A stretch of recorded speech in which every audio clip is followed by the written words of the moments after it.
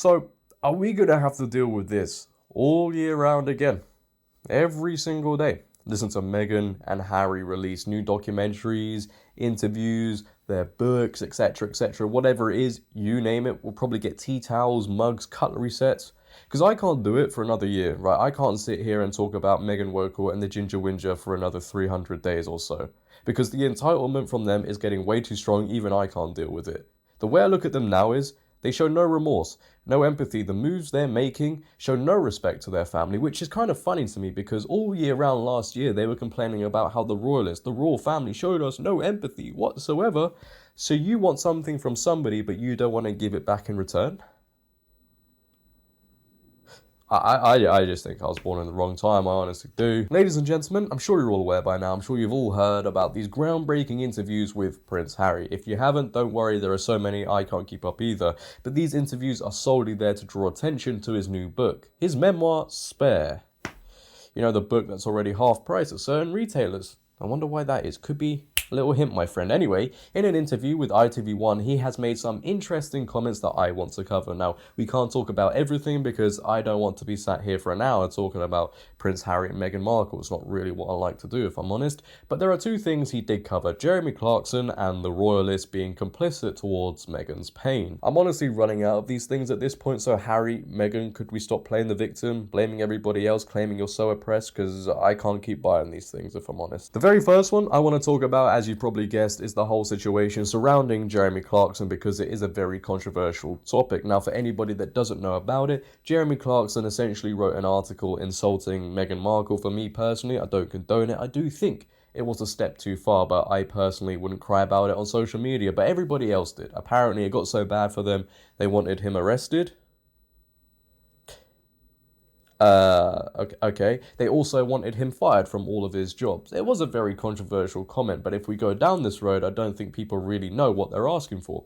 Anyway, here is Harry talking about the whole situation, and I promise you, buckle up for my reaction because he says some stupid things, man. Take a listen. So not only did what he said was horrific and is hurtful and cruel towards my wife, but it also encourages other people around the UK and around the world, men particularly, to go and think that it's acceptable to treat women that way. Stepmother's words recently as well, there is a global pandemic of violence against women, and the world is asking for some form of comment from the monarchy. Yeah, look, cry me a river. The only truth you told there was, yes, it was insulting towards his wife. I'll give him that one. You scored a point there.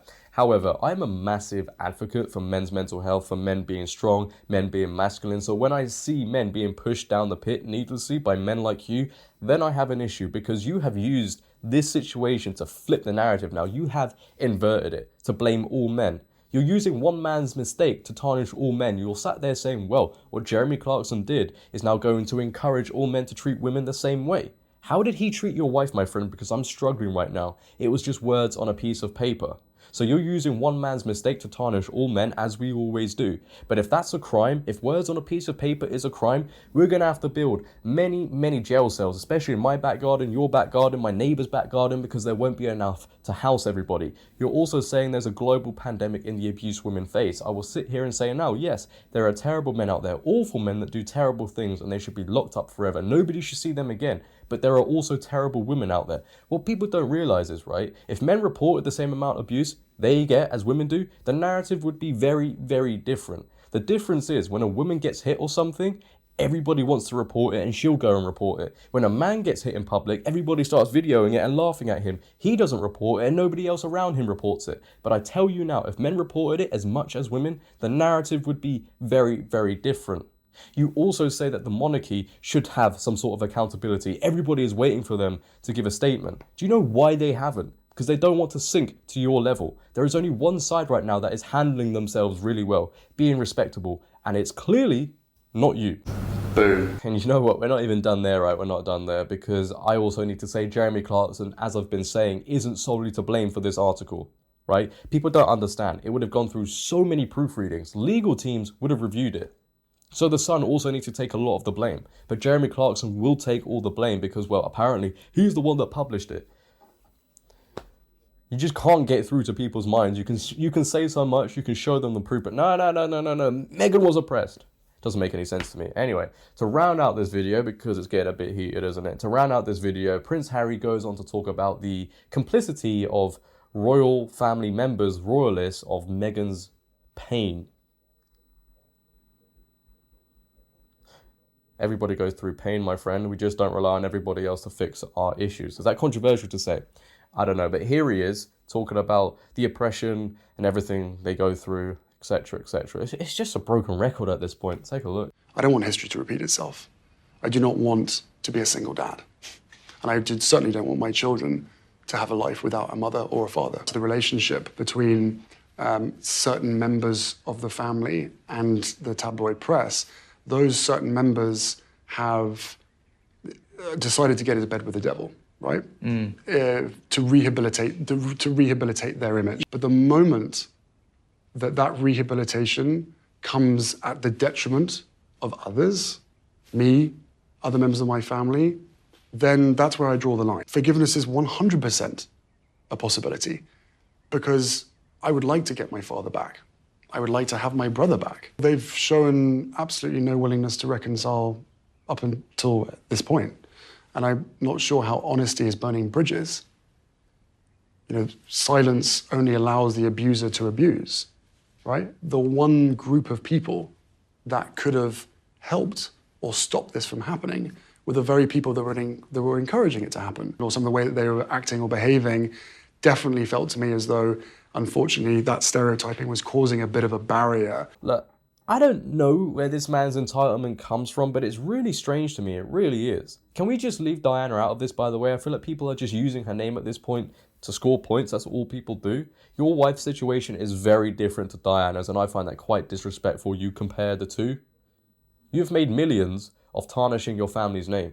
You have made millions of disrespecting your family. That to me is not respectable. You want to sit there and claim you were oppressed. You're the victim. She went through so much. I'll tell you now, if it was authentic, right, if it was the truth, you wouldn't go out of your way this much to talk about it. You would solve it from the inside, right? The ones who scream the most, the ones who talk the most, normally have the least to say. For me personally, what I think needs to happen is I think Harry needs to ditch all of this.